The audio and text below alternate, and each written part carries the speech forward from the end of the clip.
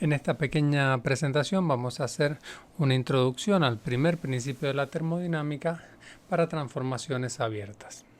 Aparecen muchas palabras un tanto extrañas. La primera que aparece es transformaciones. Entonces, ¿qué es lo que es una transformación? Un cambio. Cuando hablo de un cambio, lo que debo conocer para poder entender ese cambio es qué cambia, dónde cambia y por qué cambia. Y también junto con esto es cómo lo mido. ¿Sí? Entonces, lo que va a cambiar en nuestro caso va a ser un gas que está encerrado en un cilindro, que va a ser lo que vamos a definir nuestro sistema. Acá podemos ver el gas, que sería esto color borrabino, que está encerrado en el cilindro. El cilindro tiene un pistón que, dependiendo de la ayuda externa o de ciertos cambios, puede desplazarse dentro de ciertos parámetros. ¿Sí? ¿Qué cosas puedo medir? Y en ese cilindro puedo colocar un termómetro y medir la temperatura.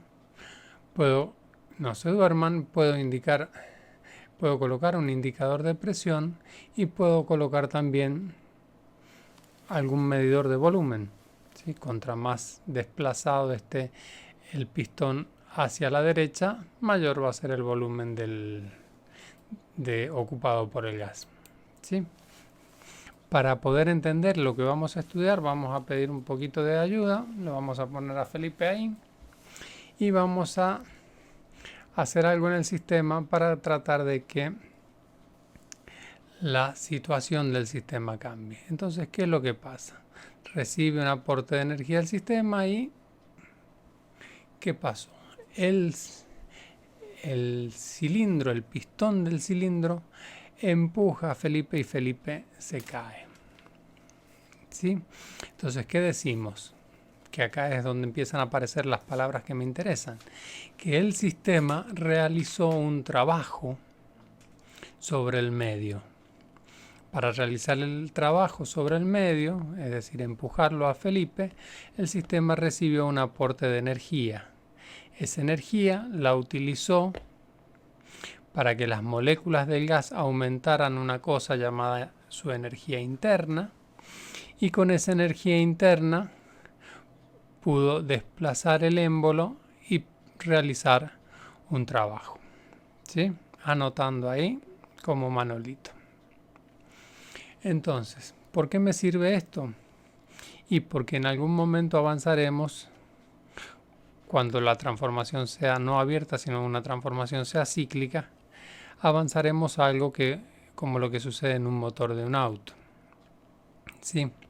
En nuestro caso, el sistema que vamos a considerar permanentemente es el gas que va a estar encerrado dentro del cilindro y va a ser un sistema que se denomina de masa control, en donde la masa no cambia y este sistema va a intercambiar trabajo y energía con el medio. ¿Sí? Bien, para poder seguir estudiando necesitamos definir algunas cosas. Lo que vamos a definir es que si el sistema recibe calor, ese calor lo vamos a definir que es positivo. En tanto, si el sistema entrega calor, vamos a considerar que el calor es negativo. Esta es la misma definición con la que hemos trabajado los problemas de calorimetría. Por otro lado, si el sistema recibe trabajo, eso va a ser negativo, y si el sistema entrega trabajo, eso va a ser positivo. Esto es una definición. Hay libros que lo definen de esta manera, libros que lo definen en forma distinta. ¿Sí? Nosotros vamos a trabajar con esta definición, con esta regla para los signos.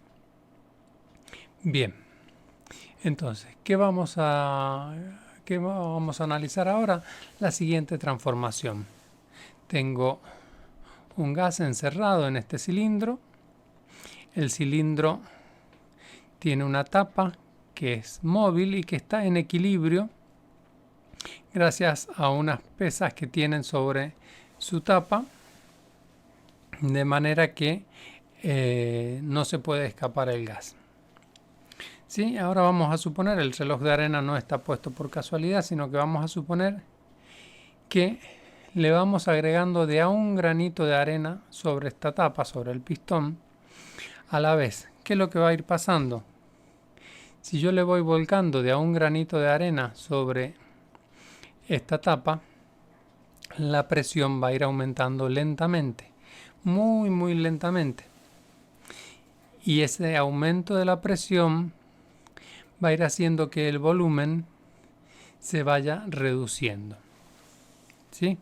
A su vez, en la medida que se va produciendo esta compresión, el sistema va a ir entregando, como va a ser tan lenta, va a estar en equilibrio con la temperatura externa, es decir, que el sistema va a ir entregando una pequeña cantidad de calor al medio. Conclusión, ¿qué voy a obtener? Lo que se denomina una transformación isotérmica. En todo el trabajo que fue recibiendo, porque cada granito de arena fue empujando al émbolo hacia abajo, es decir, fue recibiendo energía desde afuera del sistema, esa energía la utilizó para comprimir al gas que estaba ahí. Finalmente es como si tuviera 2 o 3 pesas arriba de la tapa, esa acumulación de granitos de arena. Este juego de ir colocando o imaginar que son granitos de arena que vamos aportando tiene que ver con lo que se denomina una transformación cuasi estática, casi estática, casi quieta, casi que no voy notando. Y eso tiene que ver con que necesito que no haya ninguna pérdida de energía por ninguna parte del sistema. Como la transformación se ha hecho a temperatura constante, P por V sobre T es igual a P por V sobre T, pero como las temperaturas son constantes, la temperatura se cancela, ¿sí? Y en este caso, el volumen se redujo y disminuyó de V1 a V2 y para disminuirse tuvo que recibir un trabajo. Bien, esa es una posibilidad de transformación. ¿Qué otra posibilidad de transformación tengo?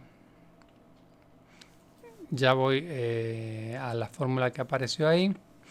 El primer principio de la termodinámica para transformaciones abiertas dice que la diferencia entre el calor intercambiado y el trabajo realizado en el sistema va a quedar acumulada como un cambio en su energía interna. Delta U sería el cambio de la energía interna.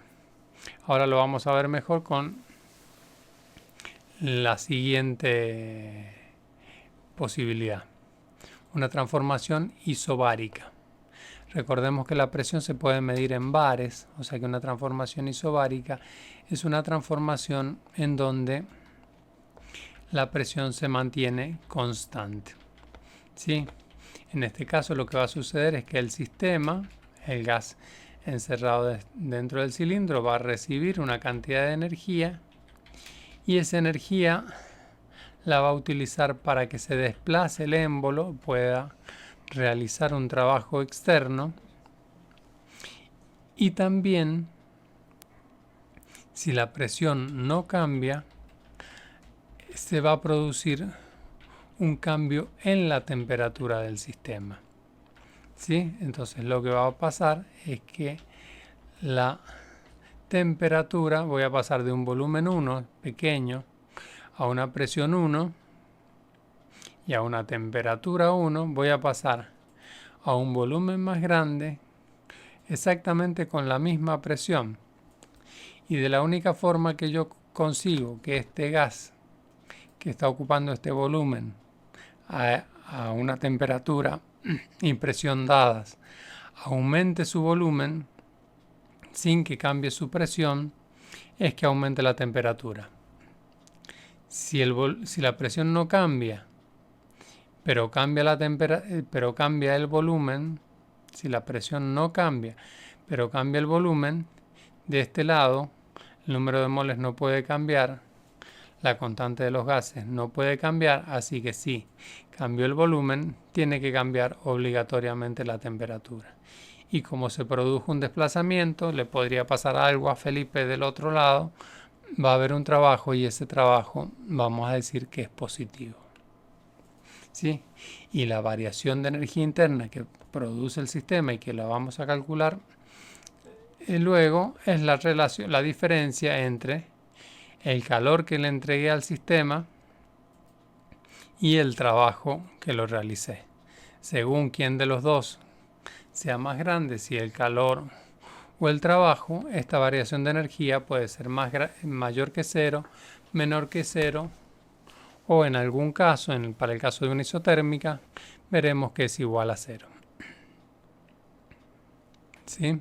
Sin desesperarse, nuevamente pasamos a la otra posibilidad, sin llorar tampoco, pasamos a la posibilidad de una transformación isocórica. Una transformación isocórica implica lo siguiente. Nos imaginamos de nuevo el gas encerrado en el cilindro recibe calor, pero para diferenciar de la transformación anterior, lo que voy a hacer es atornillar el pistón. De esta manera, ¿qué es lo que voy a tener? Que el calor recibido no se va a poder convertir en trabajo porque el pistón del cilindro no se puede mover. Entonces, ¿qué es lo que voy a notar? Y que en la medida que yo le entrego calor, la presión del sistema va a ir aumentando y obviamente la temperatura del sistema va a ir aumentando, pero el volumen no puede cambiar. Esa transformación de ese tipo se denomina una transformación isocórica. ¿Sí? De nuevo, si P por B es igual a N por R por T y la presión aumenta y el volumen no cambia, la temperatura tiene que aumentar. Se cumple también como que no hay desplazamiento, por lo tanto no hay trabajo, y la diferencia entre el calor intercambiado y el trabajo realizado o el trabajo intercambiado es igual a la variación de energía interna. En este caso, como no existe trabajo, lo que nos queda es que todo el calor quedó adentro del gas como un aumento, aumentándole la energía interna al gas. ¿Sí? Por último, para ir cerrando, tenemos una transformación que puede ser adiabática. ¿Cómo es una transformación adiabática? Bien, una transformación adiabática es una transformación en donde es imposible que el sistema intercambie calor con el medio. Es como que ahora las paredes del recipiente se han vuelto paredes totalmente aislantes. No puede recibir calor del medio, no puede entregar calor al medio. Pero si yo tengo el gas que está acá con una determinada presión y yo le reduzco la fuerza externa, lo que va a pasar es que el gas se va a desplazar y va a realizar un trabajo. Solo que el trabajo lo va a realizar a costa de su energía interna. ¿Sí? Entonces, ¿qué es lo que va a pasar? El gas va a arrancar con mucha energía, va a terminar con poca energía y la temperatura va a cambiar, va a producirse una reducción en este caso de la temperatura. Entonces, en un diagrama como este, que es un diagrama de volumen-presión o diagrama de Clapeyron, vemos que en el punto 1 el sistema está a una temperatura y en el punto 2 el sistema llega a otra temperatura. La temperatura baja, el volumen aumenta y la presión disminuye. Y aquí aparece que esta curva que representa la transformación está regida, se ha demostrado por una relación que dice que P por B elevado a la K se mantiene constante, o P por B sobre K inicial igual a P por B sobre K final, en donde K es una relación entre las capacidades caloríficas a presión constante y a volumen constante. Esto ya lo estudiarán con mayor detenimiento, ¿sí? También se cumple que P por B es igual a N por R por T, porque es una característica de todos los gases cuando los consideramos ideales. En este caso, como el volumen aumenta, decimos que hay trabajo y va a ser positivo. Si fuera de 2 a 1, el trabajo existiría, pero es negativo. Y la variación de energía interna, tal como lo dice el primer principio, es la diferencia entre el calor intercambiado y el trabajo realizado. En este caso, el calor intercambiado es 0. Por lo tanto, el trabajo que se realizó fue a costa de que el sistema perdiera energía interna, o el sistema utilizó parte de su energía interna para realizar un trabajo, que es como por ejemplo las bombitas estas que tiran papel picado. El elástico tiene una energía acumulada. Cuando yo lo suelto, entrega una energía al papel, que el papel vuela y hace un trabajo a costa de perder energía, ¿sí?